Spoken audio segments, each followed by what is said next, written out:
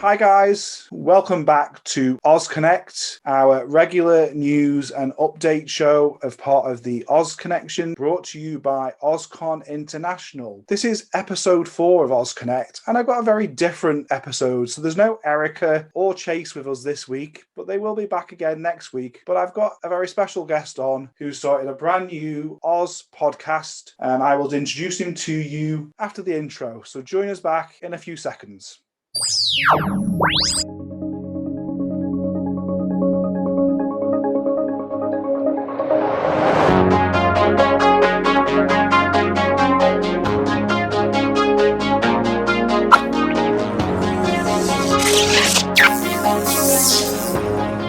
Welcome back, and thanks for joining us. So I'm joined by my new friend, Justin, who I'm going to let introduce himself to you now, and then we'll talk a little bit about why Justin is here and what his Oz podcast is all about. Hello everyone, and welcome to the wonderful recap of Oz.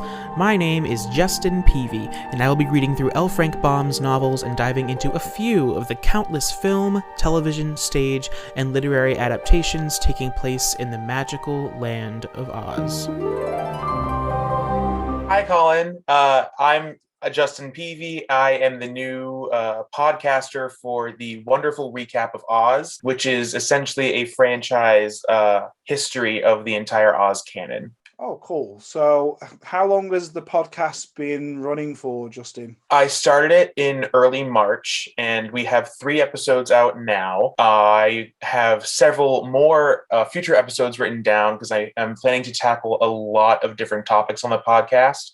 But over the past few weeks, I've released 3 episodes that are inspired by the first 3 books in Baum's series. So we're talking The Wonderful Wizard of Oz, Marvelous Land of Oz, and Ozma of Oz by L Frank Baum. Correct. Oh, cool. So are you a first-time reader of the books? What kind of, are you an Oz fan? So tell us a little bit about that. Yeah, I've sort of been an Oz fan my whole life, but of course, my first exposure to Oz, like several other people in the world, are through the 1939 musical film with Judy Garland. And it's one of the first movies I remember seeing as a kid. It holds a very special place in my heart. There's a lot of meaning within that film that my family takes very seriously, and we have always really enjoyed it. And so the movie spoke to me from a young age. And over the years, I had seen a couple other movies. I had seen Return to Oz and Oz the Great and Powerful, which were Disney's iterations over the last 30 or so odd years. And so after many years of watching only those 3 movies, I started to think more about the source material. I know my interest in that started in high school. I kind of wanted to get involved in what the differences between the book and the movie was. Mm-hmm. And I discovered a lot of really interesting things. And I really wanted to, my first idea was to come up with an original story that was sort of an adaptation of the original book, but in a more realistic sense and make it less of a fairy tale. Like I had a thought of making everyone in Oz very scared of Dorothy because she was able to kill 2 wicked witches accidentally. And that's a pretty powerful thing for a young child to do, especially in this fairyland. So that idea had always kind of sat in the back of my mind. And eventually I came to the conclusion that I didn't want to create too much of an original story, as I wanted to go back to the original franchise and its source material and explore that in depth. And so a few months ago, I started reading the first book, and I had never read it before. I had tried, but I had never read it before. Yeah. And it really surprised me with some of the differences and just the specifically the tonal difference between the book and the film, as well as several other plot points that aren't even touched upon in the movie. And reading that book alone made me want to read everything else. I was familiar with some of the other plot lines because some of them had been taken in from some of the movies. For example, books 2 and 3 are the basis for Return to Oz, Yeah. which was released by Disney. And that's a movie that I had seen when I was a kid, so I was familiar with those. But when I did more research, I had no idea that there were so many canon Oz books. I didn't know anything about the famous 40, as we call them, or anything that was subsequently written by the royal historians of Oz. Yeah. And when you think about this franchise that essentially began in 1900, we've had 120 years worth of new books, adaptations, spin-offs, and I'm sure that most people who may even consider them diehard Oz fans really only latch on to the MGM movie, or at least in my own experience with Oz fans here in America. But of course, I just wanted to explore that history of this iconic, influential series, and because it had such an effect when it was released, and there is so much material that I'm sure no one's even aware of. So I wanted to dive into those books, and eventually I'm going to go into some of the adaptations, the stage versions, the additional books like Wicked or Dorothy Must Die, any other movies that have been released. I want to look into all of that and see all of the influences that they take from each other, and their influences that they have in future Oz media. Yeah, and it's a heck of a rabbit hole to fall down once you start to discover Oz beyond the MGM movie. And the further you go in, the harder it is to get out. I was free when I saw The Wizard of Oz. It was basically my Frozen. I would watch it multiple times a day, and then over time in my early up to maybe the age of 12 or 13 before I started to discover the books. So you've certainly got to give yourself a lot of content to explore Oz, and I agree with you. My visits to America have been that the MGM movie is not just iconic, it's part of the not just the DNA of America anymore, but I think the DNA of the pop world. It does not have a series, I think, half the time now it doesn't mention even No Place Like Home or some little Oz reference. And then the Oz books were probably, from what I can understand, the Harry Potter of their day when they came out.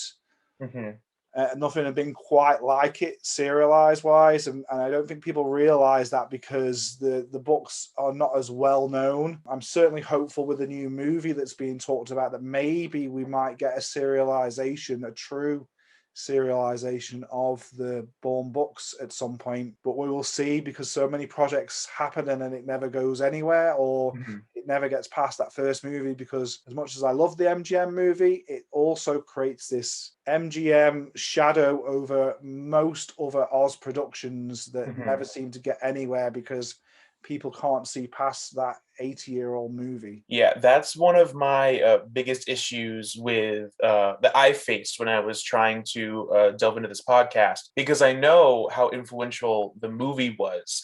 And I know that a lot of adaptations since have taken elements from that movie. For example, when you look at Wicked, the witch is green, which was, of course, introduced in the movie, and that's not even present in the books. So part of the reason I started this was because of the announcement on the new film.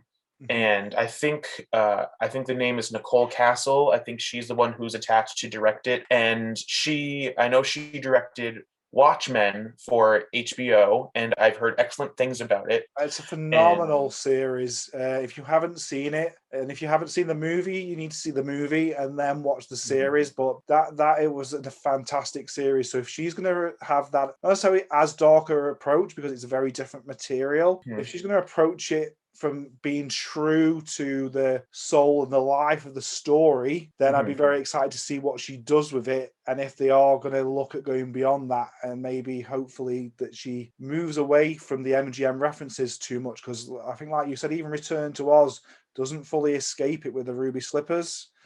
Oz the Great and Powerful was almost like they're trying to do Wicked before it arrives, not as successfully, and still is still trying to almost exist as a MGM movie prequel to some degree. And I know Return to Oz essentially was a box office failure when it was initially released. And I think it's because a lot of people had that expectation of it being a sequel to the 1939 movie. And then the confusion when it seemed to be based in the books, but then you have elements such as the Ruby Slippers and having people from Dorothy's Life in Kansas place the same different characters in Oz. Yeah. So, and Nicole Castle, I'm sure, is going to do an excellent job. I've heard excellent things about her work with Watchmen. I read the comics for school, so I am sure those are on my list to watch at some point. But it was frustrating when I saw a lot of comments about how people thought The Wizard of Oz doesn't need to be remade. And of course, my initial reaction was, well, we've never really gotten a faithful live action adaptation of the original books. Mm-hmm. And I think that could be really interesting to see if it's done really well. And I think with the success of Watchmen, I think that maybe she will be the right person to handle it. I'm very, very excited about it. But and I do know that they have the ability to borrow from the MGM movie if they want to. I also hope that they stray away from it because I don't want people to mistake it as a remake of the 1939 movie. I really want people to understand that there is so much more beyond that. Yeah.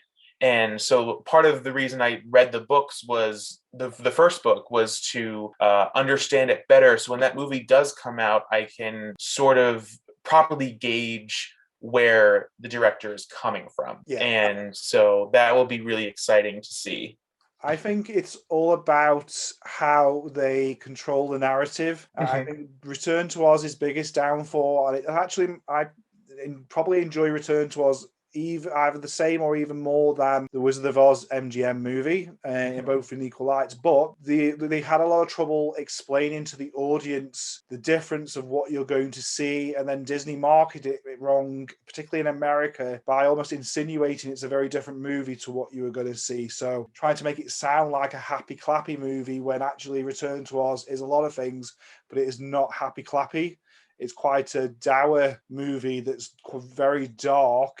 And I think as long as HBO are very clear on the style of the movie they're trying to create, if it's not a remake of the Wizard of Oz musical, which I don't believe it should be because I don't believe people will accept it. But if they're clear, it's a new adaptation that's faithful to the book and the journey. And I think the press release that she put out there does allude to that she is saying that this is the quest for these characters, and I'm more hopeful that we may see a rich Baum version on screen, and that some of the more difficulties of that journey for those characters is there, because it's it's the same quest, but it's much more rich in the book in terms of what their journey is about and just how difficult it is to get across Oz and get home. And as you know from reading the book, there's a whole other third section of the story that's completely cut out from the MGM version, and most other versions, to be fair, other than probably the Cinar series, if you get around to watching that, the 80s Pan Media Cinar series does cover the entirety of The Wonderful Wizard of Oz in its most part. But that takes 18 episodes to do that. So getting back to the podcast itself then, so you've done 3 episodes. They run around about 35 minutes each. Is that about right? Yeah, around 35 to 40 minutes each. So basically what I picked up was that you're reading the book, almost like a book club style. You read it, you then summarize the story to the listener over about 15-20 minutes. So if you're not fully versed in the books and you would like to understand the story before delving into that world, what Justin does do is he does do a very tightly summarized description where you get the full flavor of the story and elements of the characterization explained very well and very smoothly. And then he then follows that up with his closing thoughts on what he thought about that story and perhaps some of the influences from the writer, and how, say, particularly with The Wonderful Wizard of Oz, Marvelous Land of Oz, and Ozma of Oz, L Frank Baum was great in that these are all very different stories within that world. And unlike many other sequels, it doesn't feel like a repetition of the previous story. It moves Oz and the characterizations and the protagonists on in some way, and are very zany and very different to what people would expect, I think, at times. And there is political allegory, whether intentional or not at times, within his stories. But at the same time, if you're an Oz fan who knows all this, you're also, and I find this quite fun, getting a very fresh take from someone who's just reading this for the first time and just exploring this, like when you're a kid. And I read these books out of sequence because they were so hard to get hold of in the 80s and 90s. You're getting an opportunity to do it in chronological order, which if you are a anal Oz collector like me, try to do that when you get older. But back in the day, grabbed what you could. But you're getting his fresh take on the story, but also it's very well researched. Justin does in the first episode talk about L Frank Baum, a little bit about his life. He references L Frank Baum's mother-in-law in the second book, because with Marvel's Land of Oz, there's a whole underlying puns on the suffragette movement, which is also then could be seen as being misogynist until it's turned on its head by having it the main army of Oz, which is a female army, overturned by another woman and her army, who are more sensible and aren't greedy, and then overall taken over by a female ruler. You could then see glimmers of Baum's viewpoint on the suffragette movement and strong women. And strong women is a definite clear theme throughout all the Oz stories, certainly under L Frank Baum. So I do thank you for the way you've pulled it together. It's been very nicely pulled together, and it was been really a joy to listen to it from that perspective, because other than many of us at the Oz conventions or online, there's not a lot of that content out there. So I think it will be a good reach for people who are curious or just want to hear a fresh voice on the Oz stories. Thank you. That's very kind of you to say, because I have noticed that the books have a darker tone and a more political tone as they're continuing, and as good sequels should do, they don't reiterate the same story, they just build upon that lore. So it's really interesting to see that, and then just knowing just a little bit about L Frank Baum's connection specifically with the suffragette movement. It's been very fascinating to see those influences come into the writing, and I'm sure when I continue, because I plan to devote the first 14 episodes of the podcast to his original books before I start to explore some of the additional Oz media. But I'm sure as I continue, it'll be very interesting to see more of what he has to say on the political standings. And I'm well aware that some of them may not currently reflect the ideals or the political correctness that we would examine these issues with today. So that'll be very interesting to see where that disconnect comes from through this through the few generations ago. So I think it's going to be quite an interesting journey to go through.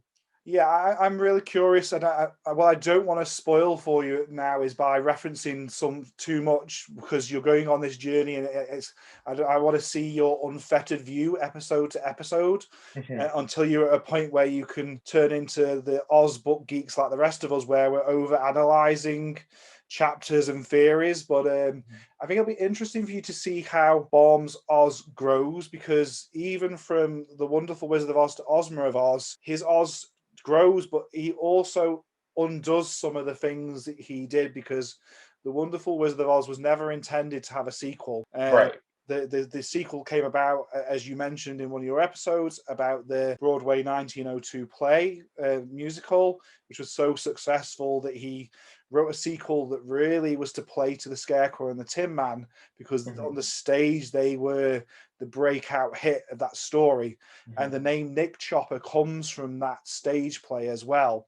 And I think you pointed out in your podcast you weren't quite sure about, is he Nick, is he the Tin Woodman? And it's only really very close friends like the Scarecrow that ever referred to him with that, but it comes from that particular play. And even the Oz that he creates in Marvelous Land, again, either evolves or he undoes some of the narrative that he sets early on as it becomes a series. So from Ozma of Oz onwards, he, by that point in time, I think he'd agreed to a 3 or 4 book series with Ozma right through to Emerald City, and so his narrative changes and evolves to take all that on board. And then it changes again at a later stage when he decides to continue the series. And I'm being so careful because I don't want to give anything away at this stage for you and for you to be able to enjoy it in that way. But I'm very, very curious as to what you'll see as you go along. And it'd be interesting to catch up with you again at a later stage once you've done the 14 books and maybe revisit some of this, where I can ask you questions now that you're more aware of the universe he created and how Oz and the characters and the magical objects feature in the series or not. Yeah, well, I'm very interested to see how that pans out, because I'm aware that he intended to conclude the series with the Emerald City of Oz, and then due to his financial distress, he had to resume the series because it was his biggest moneymaker. I know that he was very eager to pursue other projects, and a lot of them did not pan out. And so I'm aware of that aspect of his writing. So I'm excited to see how he decides to untie certain things so that he can continue to release these books. And in the book that I'm reading right now, I'm currently working on the 4th episode, which is about the 4th book, Dorothy and the Wizard in Oz. And his author's note begins with, "It's no use, the children won't let me stop writing Oz books." And so it's very clear that this demand is just so popular. And so I really am really excited to see what else is in store on Baum's behalf.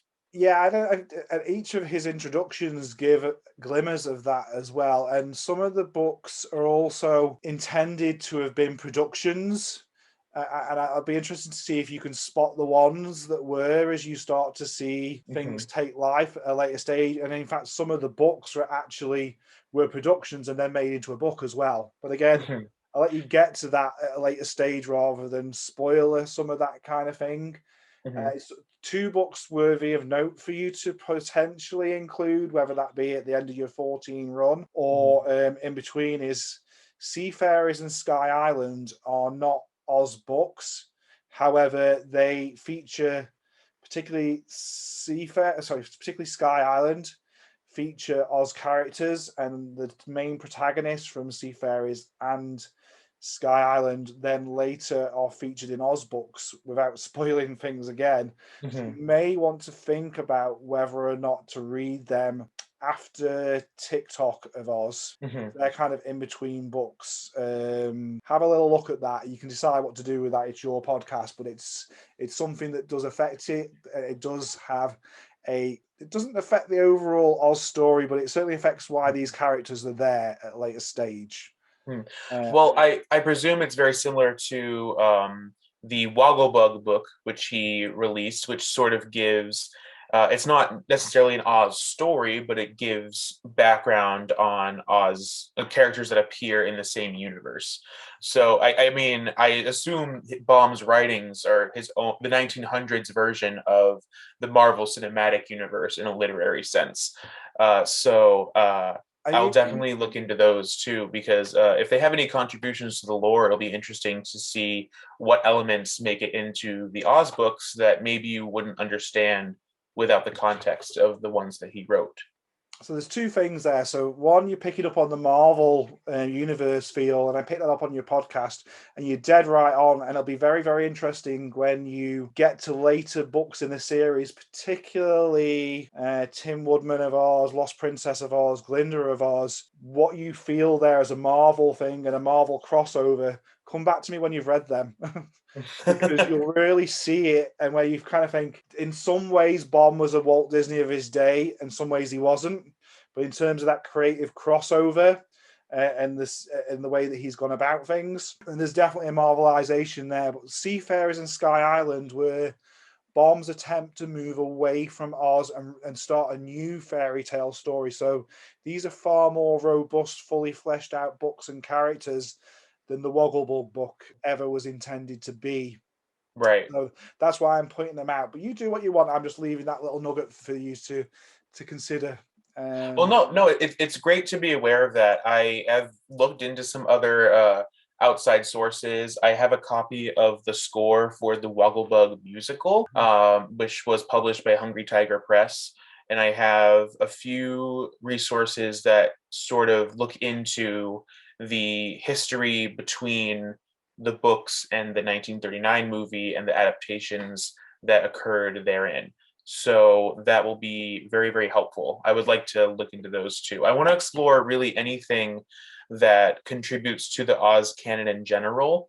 I know that at some point I want to look at some of the spin-offs or some of the books that were written by subsequent authors that aren't officially deemed royal historians of Oz. So I am definitely interested in seeing multiple people's take on this world that was established by Baum. I'm very excited for your journey, but also, when you do start to get into the next royal historians, so Ruth Plumley Thompson being the first one who wrote 19 books, plus two more outside of the official publisher. They are fun books, but they're very different in their tone. And I think you're going to get a very clear contrast, which is going to be quite interesting on your first take on those books, on your first takes of those books. On her version of Oz, because they are quite different, and so you're going to see a very definite clash of images in terms of what Oz looks like between Glinda of Oz and, say, Royal Book, and then how it shifts again when it's the next royal historian, which is John R. Neal, who illustrated the books, which they are crazy books. They're not necessarily the best written. He was a great artist. And then we have another author. I think after that point, Jack Snow. Pretty sure it was, which I should know, and people are going to crucify me if I got it wrong. He tries to be more Baum-like, and then we get Rachel Cosgrove Pays. She kind of writes her own Oz that feels more Baum-like as well, and not very Thompson-like. And then we get the McGraws, and they have a mashup style of both Baum's Oz and Thompson's Oz, but exceptionally well written as well. So it's going to be interesting to see how your thoughts evolve once you get that knowledge and the narrative styles. Yeah, and I know that there's a specific license on some of the books by Sherwood Smith, which I know there's some mixed feelings about those books, and they're fairly recent, but I've purchased those as well. I have copies of all the famous 40, and I have copies of all the books that were published by the International Wizard of Oz Club, because they were specifically written by quote unquote royal historians. Yeah. So that'll be, and I also have some of the additional ones that weren't published by them, but were published by the Rundlestone of Oz, which was published by the McGraws, and then The Runaway in Oz, which was never published by John R. Neal, but was intended to be the part of the Oz canon. So it'll be cool to see where those come from. So basically, you're touching upon the Hungry Tiger Press books for some of them. Yes. So Eric Shanower and Edward Einhorn Edward wrote and Eric illustrated very much in the vein of Neal. Paradox in Oz and The Living House of Oz, both very good Aussie books that I myself personally consider canon, and that also becomes a whole other debate with Oz fans of what's canon and what isn't canon. There's quite a few things that were also printed by Books of Wonder, so you're on the right track for certainly keeping within that world, and I think you'll have some interesting fun and conversations with Oz fans as you go through this journey. It's going to be a lot of fun to see that, and you've got a lot of reading to do. I surely do. I have been trying to do an episode a week, and it is really a lot of work. And I definitely got myself into something that's pretty big. So I have a huge reading list and a huge list of other adaptations to look into as well. And there's a whole, and I'm not going to go into them because I'm not going to disparage anybody, but there's an awful lot of rubbish as it's become something that is now owned by the fans by and large, because the majority of the books are now in the public domain, other than I think we're now getting towards half of the Thompson books are now out of copyright. The couple of the later ones by McGraw are not, and by Rachel Cosgrove Pays. But then you start to get into the fan stuff after the 50s, since the books became out of copyright, and then into the 80s for the later Bond books. And there's some absolutely awful books as well. and I guess you're probably going to have to read one or two of them just to get that feel for how the Oz fandom has evolved over the years. And then it changing again now with fans that are coming into Oz because of Wicked, who, as an Oz fan, I often get strange looks when I try and correct them about, well, I love Wicked, and I love the story, and I love the musical, but it's not the real Oz, and Elphaba was still evil. And it was not even called Elphaba, she's the Wicked Witch. But if you're not a crazy Oz fan like me, look, who's this crazy guy? Trying to tell me that this is just an alternative version of Oz. Yeah, I'm in a similar boat, because when I was younger, that was another one of the more accessible adaptations. So I did listen to the Wicked soundtrack constantly in the car, and to the point where we had to buy multiple CDs because I kept wearing them down. You know, for someone who as a kid thought, oh, no, this is the real story, and then realizing, no, there's a lot more to that. So that'll be very interesting. I think when I do eventually touch upon Wicked in the podcast, it's going to be multiple parts. I think I'm definitely going to have to discuss the books by Gregory Maguire and the influences that they take from the Oz canon. And then there's a whole other conversation to be had when you get to the stage musical. So I think there's going to be a lot to talk about there. And that will be probably one of my more ambitious endeavors. No, great stuff. And anytime you need any help, if you need some suggestions, please drop me a message. I'm really looking forward. I think we should definitely do more of this and get you involved in OzCon on the 17th of July, which is virtual again this year due to COVID-19. I certainly think there's some panels that we could get you involved in talking about your podcast, because there has been a growth in Oz online media due to COVID, and I would like to tap into that and link you in with some other people where we could have a great chat on how that world is evolving and the different perspectives that come from America, UK, and Australia when we're on OzCon. That's why it's on OzCon International. So certainly keep posted, and I'll certainly be keeping in touch with you. And I'm looking forward to Dorothy and the Wizard of Oz and your thoughts on that, because again, the narrative shifts and it's a very different story again, and Baum hasn't quite hit any repetitive periods by Dorothy and the Wizard, but you will start to see some of that on some Oz books at a later stage. So just before I start to look at closing our great conversation, and I've really enjoyed it, thank you, Justin. Thank you. Of the 3 Oz books that you've fully read now, based upon the podcast itself, do you have a favorite that stands out of the 3? Of the 3 of them, I would probably say Ozma of Oz was my favorite. I know it didn't really take place in the land of Oz for the majority of it, but I loved the idea of having Ozma and Dorothy just unite at some point, and I felt like, of course, that was sort of inevitable if there was going to be an additional sequel after The Marvelous Land of Oz. And I know that children really liked the character of Dorothy and wondered what happened to her, which is why she was brought back into the series. And I know that Dorothy and Ozma are sort of ever-present characters for at least the rest of Baum's series. I don't know too much about Beyond.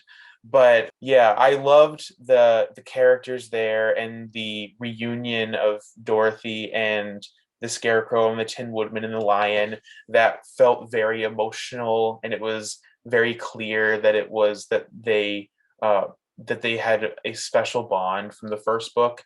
And then combining that with this new interesting villain being the Gnome King, it was very cool to have all of them together for that. And then also with the different, the small appearances from other characters like General Ginger and Jack Pumpkinhead.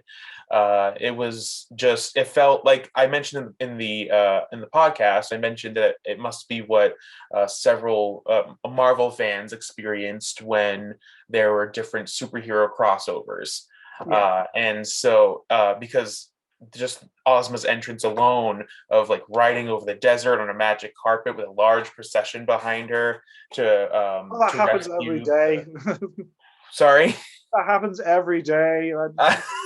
Get your magic carpet out. Just make a small entrance. Yeah, a small entrance, not too showy, obviously, but yeah, it was just really cool, and it hit a different emotion for me, having a reunion aspect as well as this crossover feel. So that was very exciting. I think that one I enjoyed the most.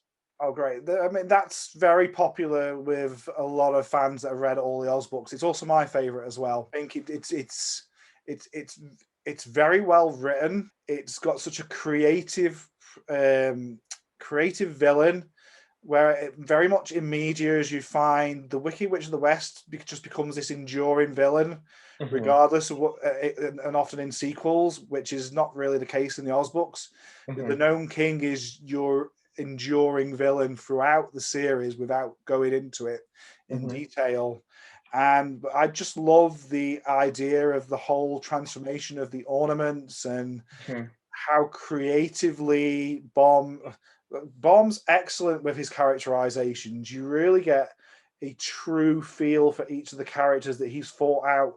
If I'm a scarecrow, how do I think? How do I act to behave? And if I'm a Tin Man, and the fact that really Ozma of Oz, Bellina's the actual full heroine in that story, the full resolver, and even the way Bellina is written, you believe is a chicken. In every way, shape, or form, which is something I felt they did well in Return to Oz. But that harkens back to Baum was a chicken farmer at one point and did write a book about chicken farming. So then it makes even more sense from that perspective. And it's just, you get that feeling now that the Oz series, it's now continuing, and you get a feeling from the end of that book that there is going to be more regardless. It's not just like an isolated story, and you're going to continue to get these character crossovers throughout the series, even in Dorothy the Wizard that you're reading and preparing now. I mean, the Wizard comes back and is done in such a bomb way as well. It's not a rehash of the Wizard of Oz with it being called Dorothy the Wizard. It's a completely different story yet again.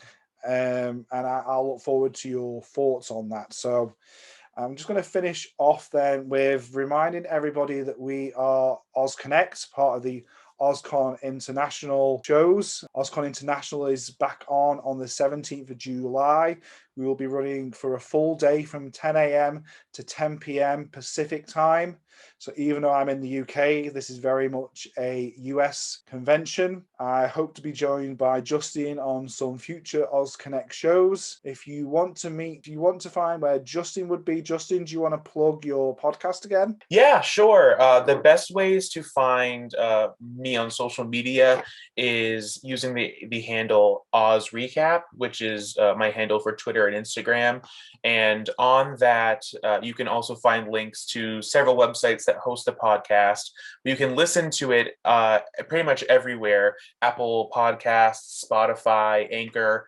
And again, it's called The Wonderful Recap of Oz, and there are 3 episodes out presently. And also, I believe you can also help Justin in terms of his content creation by, you can subscribe as well on Anchor for a fee, which he's kind of said to me that he's looking to produce more in-depth content. So you can support Justin through that as well.